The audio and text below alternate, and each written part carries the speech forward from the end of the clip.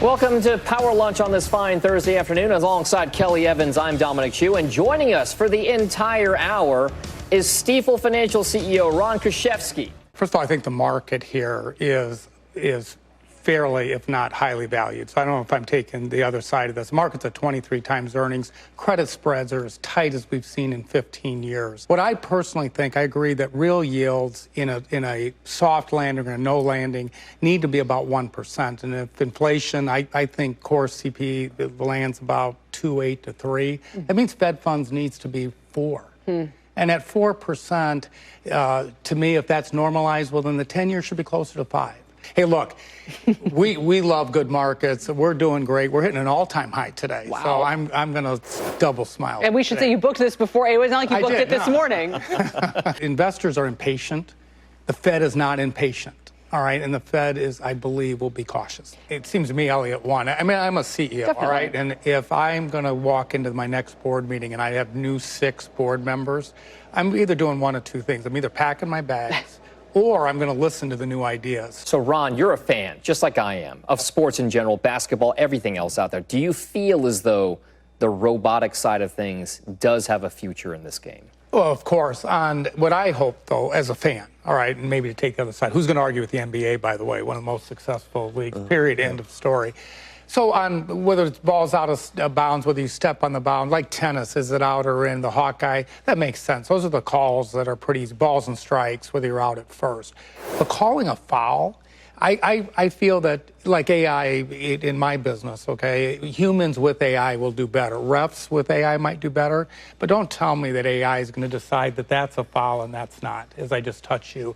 And what is the intent? And frankly, speed up the game. Can you imagine the last 2 minutes of a game if every call is disputed? Actually, football. Automated? I think football slowed down. I'm so sick and tired of seeing these replays that as a fan, I'd like to see less of it. No one's talking about the deficit. That's what bothers me. No one even talks about it. It's either we'll cut taxes, but to put it somewhere. It's not to do this, or we're going to raise taxes, but then we're going to spend it. We're going to give you $25,000, or we're going to give you this. We're going to cut debt.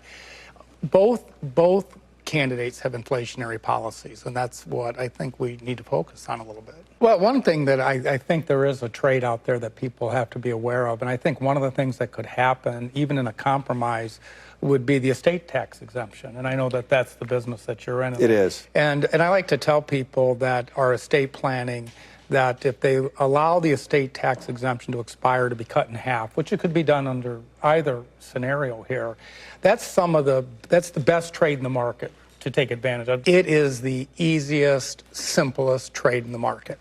That's what I would say. Thank you. It is.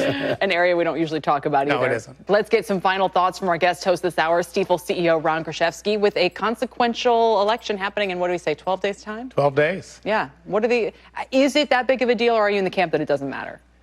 Well, first of all, as I've said, divided government, the market's like. So either way, the markets will do fine. I think that there's a lot of uncertainty in this market, not just about the election, but post-election and how much litigation, which either side wins. I think there could be a lot of controversy. That is holding back the capital raising.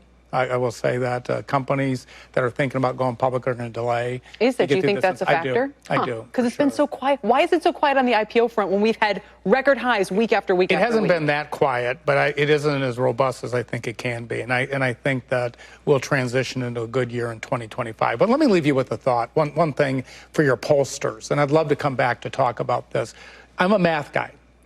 The national polls showing Trump up by 2 and the battlegrounds saying that they're tied doesn't make sense to me mathematically. He should be doing better in the battleground Absolutely. states. Or the national polls are wrong. You can't make this up.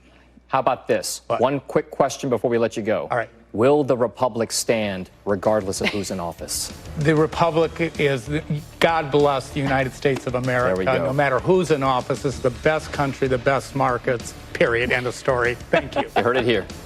The best golf courses. Ron, thanks for joining us today. The best host on the best investment bank. Thanks for watching. Thanks for watching Power Lunch, guys. Closing bell starts right now.